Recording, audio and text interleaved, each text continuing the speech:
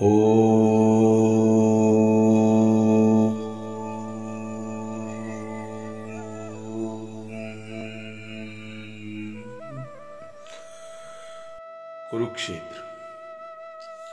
Doctor Balasaheb Shinde लिखित पुस्तकाचे क्रमशः वाचन.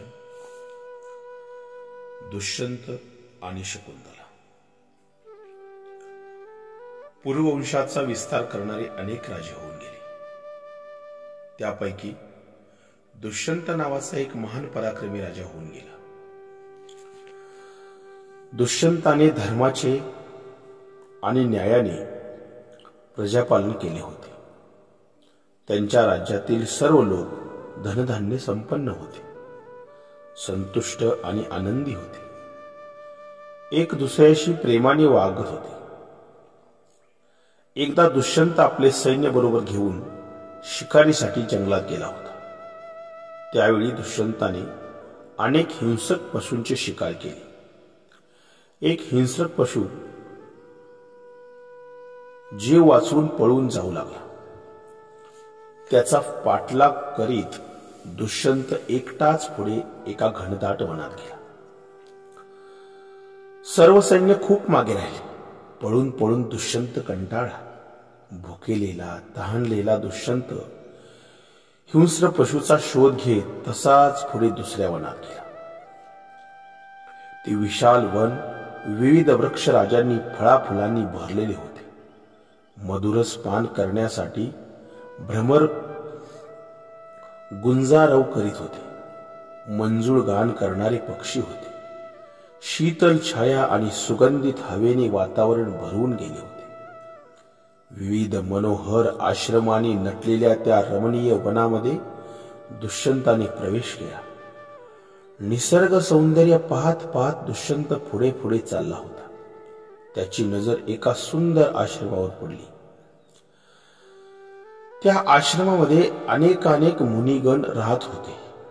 आश्रमाजवळून मालिनी नावाची नदी वाहत होती. तेथे भयंकर विषारी साप आणि अन्य क्रूर पक्षीही निवास करत होते. त्यांची हिंसक वृत्ती कमी झाली होती. तो आश्रम महर्षी कण्व यांचा होता.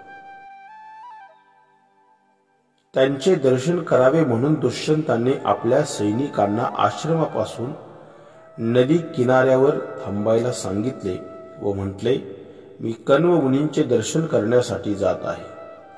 जोपर्यंत मी परत येत नाही तोपर्यंत आपण सर्वजण तेथेच थांबावे. दुष्यंताने राजमुकुट आणि राजचिन्हेही काढून ठेवले.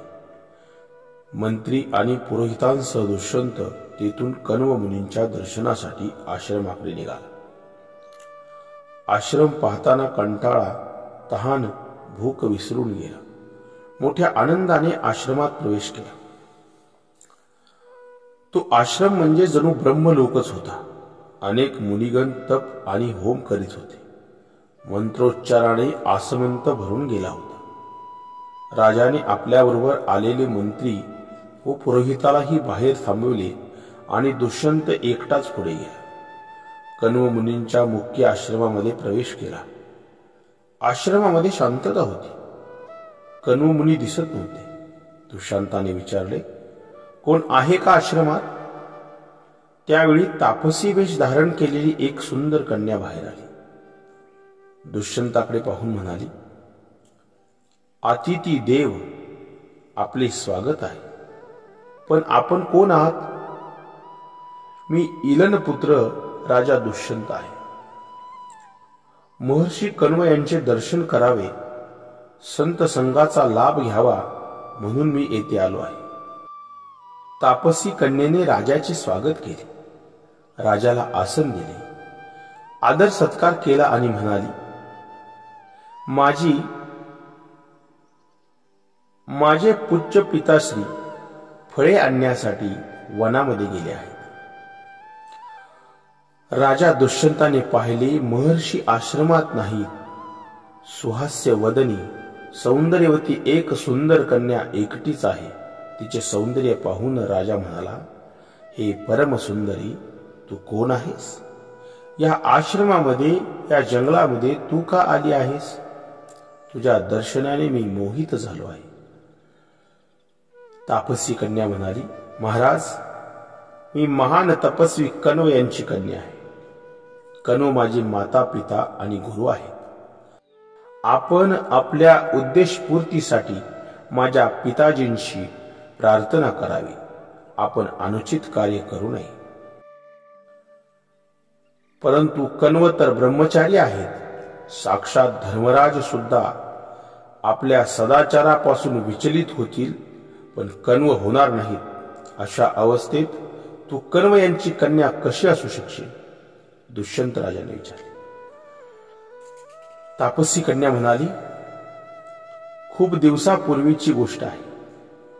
एकदा एका ऋषींनी माझ्या जन्माविषयी कण्व मुनींना आपणाप्रमाणे विचारले होते. तेव्हा कण्व मुनींनी त्यांना माझी जन्मकथा सांगितली होती. ती मी आपणास सांगते. खूप वर्षापूर्वी महर्षी विश्वामित्र हिमालयामध्ये कठोर तपश्चर्या करीत होते. देवतांचे राजे इंद्रांनी ही विश्वामित्राची तपस्याबाबत ऐकले होते. ते सुद्धा विश्वामित्रांची तपस्या पाहून भयभीत झाले. त्यांना वाटले, तपस्या करून विश्वामित्र मला पदभ्रष्ट करतील, इंद्रपद प्राप्त करतील. मग इंद्रांनी मेनकेला बोलवले व म्हणाले, मेनका, तू सर्व अप्सरामध्ये रूप, बुद्धी आणि गुणांनी श्रेष्ठ आहेस. तू माझे एक काम कर. काय काम आहे? मेनकेने विचारले. हिमालयामध्ये विश्वामित्र घोर तपश्चर्या करीत आहे. त्याला तपस्येपासून विचलित करण्याचे काम तुझ्यावर सोपवणार आहे. विश्वामित्रांची तपस्या भंग करण्याचे काम कठीण आहे. तुझे तारुण्य, सौंदर्य, मधुर बोलणे, मनमोहक हावभाव, स्मित हास्य वगैरेने तू त्यांना तपस्येमध्ये विघ्न आण. म्हणजे तो तपस्या करणार नाही. माझे पद अबाधित राहील. भगवन, ज्या विश्वामित्रांना आपण घाबरता अशा तेजस्वी महात्म्याची तपस्या मी कशी काय भंग करू शकेन? मला खात्री आहे तू हे काम नक्की करशील. तुझ्याशिवाय हे काम दुसरे कोणी करू शकणार नाही. आपला आदेश तर मानायलाच हवा, परंतु माझ्या संरक्षणाचा आणि तपस्यापासून परावृत्त करण्याचा काहीतरी उपाय करायला हवा. माझ्या बरोबर वायुदेव आणि कामदेवांनाही पाठवा. मी तेथे जाऊन मधुर हावभाव करीन. त्यावेळी वायुदेव माझे वस्त्र उडवतील व कामदेवही मला मदत करतील. असे काहीतरी करायला हवे. इंद्राने तशा प्रकारे व्यवस्था केली. वायुदेव आणि कामदेवांना तिच्या बरोबर पाठवले. त्यांच्या बरोबर मेनका हिमालयावर जेथे विश्वामित्र तपश्चर्या करीत होते तेथे गेली. एका आश्रमामध्ये विश्वामित्रांना तप करताना पाहिले. मेनकाने विश्वामित्रांना प्रणाम केला आणि मुनींच्या जवळ इकडे तिकडे फिरू लागले. हास्य विनोद करू लागले, क्रीडा करू लागले. एवढ्यात वायुदेवाने मेनकेच्या शरीरावरील वस्त्र शरीरापासून दूर केले. ते पाहून मेनकेने लाजण्याचे नाटक केले. वायुदेवावर बळेबळेच रागावली. वस्त्र येथे पडले होते तेथे घेण्यासाठी गेली. नेमकी त्याच वेळी विश्वामित्रांची नजर तिच्यावर पडली. त्याच्या समोरच ही घटना घडली. ही अलौकिक सौंदर्यवती विचित्र अवस्थेत सापडली आहे. घाबरून ती वस्त्र घेण्याचा प्रयत्न करीत आहे असे त्यांना वाटले. मेनका विवस्त्र अवस्थेत असताना विश्वामित्राने मेनकेला पाहिले. तिला पाहून कामातुर झाले. विश्वामित्रांनी मेनकेला जवळ बोलवले. सगळे अगदी मेनकेच्या इच्छेप्रमाणे घडत होते. त्यानंतर बरेच दिवस मेनका विश्वामित्रांच्या सोबत हिमालयावर विहार करत होती. विश्वामित्रांची तपस्या भंग झाली. काही दिवसांनी मेनकेने हिमालयाच्या शिखरावर मालिनी नदीच्या किनाऱ्यावर एका मुलीला जन्म दिला. इंद्राने सांगितलेले काम पूर्ण झाले. त्या मुलीला तेथेच ठेवून मेनका इंद्रलोकी गेली. हिंस्र पशुपासून त्या मुलीचे संरक्षण करण्यासाठी शकुंत पक्षांनी आपल्या पंखांनी तिला झाकून टाकले. त्यानंतर कण्व ऋषी त्या ठिकाणी आले. त्यांनी त्या मुलीची अवस्था पाहिली. ते शकुंत पक्षी ऋषीच्या पायावर पडून विनंती करू लागले, ही मेनका व विश्वामित्रांची कन्या आहे. आपण दयाळू आहात, आपण तिचे पालन पोषण करावे.